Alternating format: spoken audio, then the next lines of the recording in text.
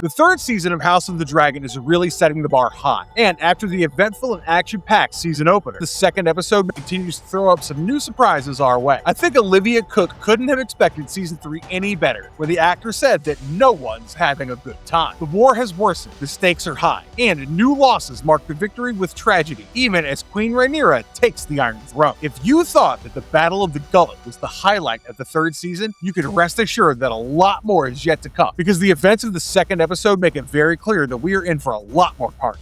In this video, I'll break down the entire episode for you, and also elaborate on the tricky ending that sets up the rest of the season. There will be some major spoilers along the way, so you've been warned.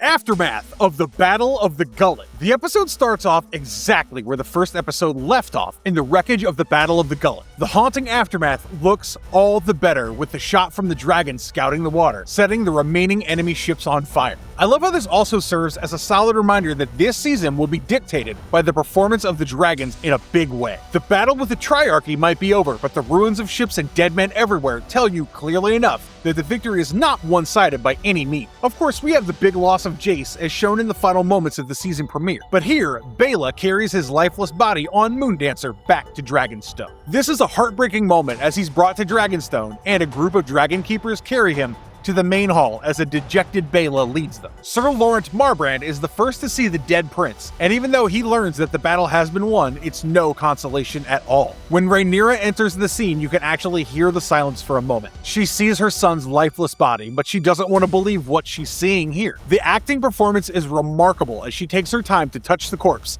and then breaks down completely, screaming, "How could you do this?" again and again. When her queen's guard tries to pull her away, she shows a glimpse of the Targaryen fury. But then, what good is anger after the death of a child? She refuses to take the head of Sir Lawrence Marbrand as punishment for his earlier defiance. And it just shows that even the queen has her helpless moments in this Game of Thrones. She can be mad at the betrayal all she wants, but there's nothing that she can do to change things. Meanwhile, back at the Gullet, the search is on for the missing Lord Corlys. I knew that the show wouldn't kill him off screen, and anyone who's read the books will know that he has a larger role to play in all of this. As of now, the sea battle might be won and over, but the war still continues on the shore. But keeping all that aside, Alan of Hull searches for his father, and he also has some help from Baela on Moondancer, who joins the search. There's a brief moment where she tells Alan what Corlys was like as a loving husband and a dutiful man, which is probably still a little consolation for a bastard son who's been neglected all of his life. Nevertheless, they do find him eventually, unconscious on the rocks. And once he's regained his senses and stability, he says the haunting words that I remember from the books. "If this is victory, I hope I never see another." Nevertheless, he tells Alan that he has nothing to offer him in gratitude but his name, and we all know how big of a deal that is in this universe. I wonder if Adam will get the same honor. Rhaena and her mess. So much happened in the first episode that I almost forgot how Rhaena is nearly directly responsible for the chaos and death of Jace. She rode the wild dragon sheep stealer into battle, and even though it was a nasty accident, she is the cause of Jace dying. Now, she knows that if her actions were discovered, there would be some terrible consequences, and she's flown to the Vale where she seeks asylum from Lady Jane Arryn. But Jane is not too happy to see her, even as she begs for help. As it turns out, she's aware of the news of Jace's death, and she has every reason to be mad at her, because she's the one who sent Rhaena on a ship to Pentos in the previous season. She knows the risks that Rhaena brings, especially if Rhaenyra finds out about her actions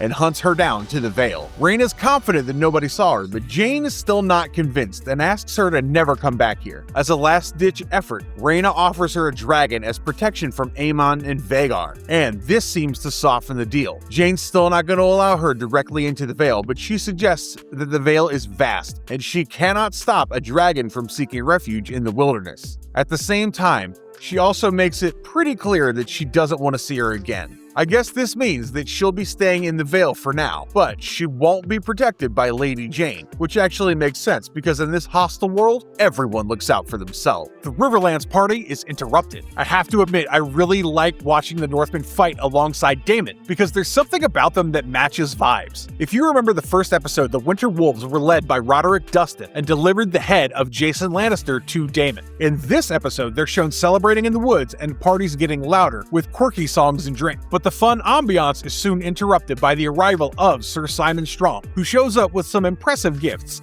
such as the fine wine from the cellars of House Strong. But he also has a message from the Queen, and Daemon is unable to continue the party after learning about the death of Jace. The new plan of action for him is to head to the Queen immediately so they can take the Iron Throne together, and he orders the Northmen to march up there as backup and also garrison Harrenhal with significant strength. Daemon's orders are simple enough as he asks them to be cunning and fast, and it's good to see that this Daemon is not the clueless and vision-dependent fellow from the last season. I also find it interesting that before he heads to King's Landing, he gets to meet Alis once again, and she warns him that him going there is the beginning of the end. Also, she wants a gift for all her help so far, and she wants Harrenhal. But Daemon's not too impressed and dismisses the tall claim immediately. She's not pleased with this, and I wonder what her next course of action will be. Maybe Alis is not the best person to antagonize. Aegon Targaryen's uncertain journey continues. My man cannot catch a moment of peace. I mean, he might not be the most suitable Targaryen to rule, but he was the king not so long ago, and it's appalling to see him struggling so badly on the road with the conspiring Larys Strong. After their last encounter with enemy forces, they're back in their Raven wagon, and Larys tries to make amends for his earlier betrayal,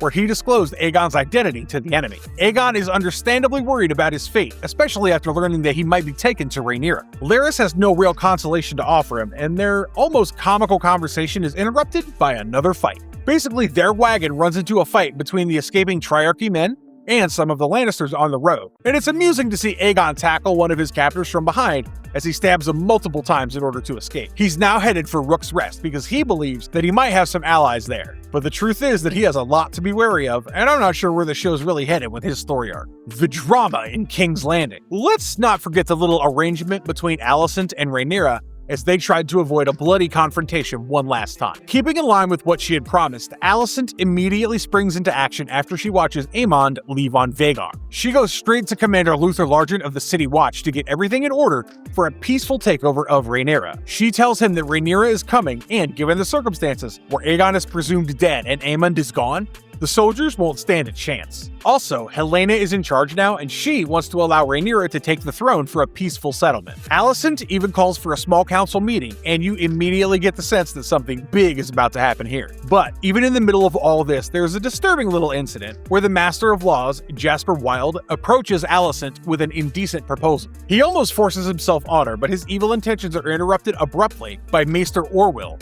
and the soldiers who follow. Wilde tries to argue that Alicent is a traitor, but he's arrested and taken away. But if you think this calls for a peaceful resolution, you are gravely mistaken. Daemon and Rhaenyra's reunion. Back at Dragonstone, the Dragon Seeds are now back after they left Harrenhal in the last episode. Of course, Alis manipulated them to some extent, and Ulf and Hugh are here to offer their support. Daemon is not impressed at all, and when Ulf tries to explain about some strange presence in the woods, he even gets a solid slap. He's also disappointed to find out about the role of Alis in all this. Daemon then goes on to find his queen, and yet another surprise awaits him as he spots Mysaria. He's confused about how she went from being a prisoner to the queen's trusted confidant, and given the current equation between her and Rhaenyra, I think this is a worthy moment to check out. Finally, as they're all sitting and contemplating about the next move and whether or not to trust Alicent, a maester enters with a crucial piece of information. It's revealed that Vhagar has left King's Landing, and Daemon enters the queen's chambers to talk to her about the situation. She's still suffering from the loss of her son, and even the news of Vhagar being gone is not enthusiastic enough for her. When she tries to argue that all of her sons have died because she wanted to sit on the Iron Throne, Daemon reminds her that doing nothing now will mean that they all died in vain. I love this crucial moment where he tells her in High Valyrian about his visions from the previous season. It's a great reminder that there are bigger things at stake than the deaths of a few mortal men, and we all know that courtesy of the events of Game of Thrones. Nevertheless, Rhaenyra decides that now is the time to attack King's Landing, and this builds up to an epic climax. The small council is hesitant about her decision, but she intends to take King's Landing with Daemon and the Dragon Seeds by her side. At this point, she doesn't even care if it's all a trap, and honestly, I don't even blame her. They set out for what's probably one of the most important missions of the season so far, and the 4 dragon riders fly over the wreck of the Gullet. Back at King's Landing, Alicent tells Helaena that they need to get the guards to stand down, and she's able to get the guards just in time to command them to stand down on the authority of the queen. But all this while, Harrenhal is not so lucky. Criston Cole, who was waiting to hear from Aemond, finally sees Vhagar flying overhead,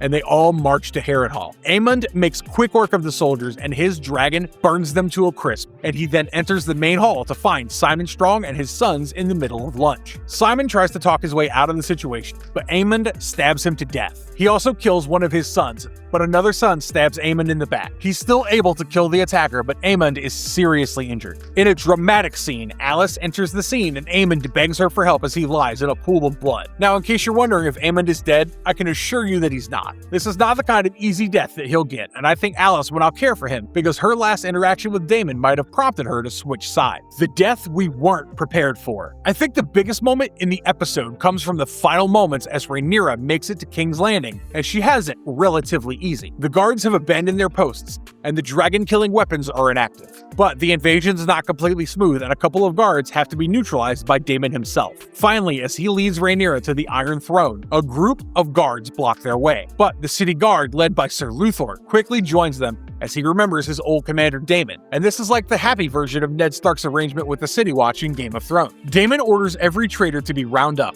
And while all this is happening, Alicent and Helaena are attempting to flee the city in disguise. However, the biggest twist is saved for last, as Otto Hightower is brought before Rhaenyra and Daemon. He seems to be in poor shape, and he hardly has the energy to fight back as he asks them to get it over with. Rhaenyra is reluctant to take his head, but Daemon reminds her that this is what it takes for her to be the queen. It's a ghastly sequence as she decapitates Otto, shaking with emotions and tears. But the real drama is saved for last. Rhaenyra walks through the blood-stained floors to the throne, which is almost symbolical. And just as she sits there as queen, Alicent and Helaena are dragged in by the guards. Alicent sees her dead father and stares at Rhaenyra without saying a word. This moment of betrayal is captured so well that I replayed the scene a few times to get the horror, betrayal, surprise, and fear hidden in her expression. Surely this is a point of no return in their relationship, and the queen will face the consequences of this betrayal one way or another. I couldn't have hoped for a better ending to the episode than two warring heroines staring each other down without any words.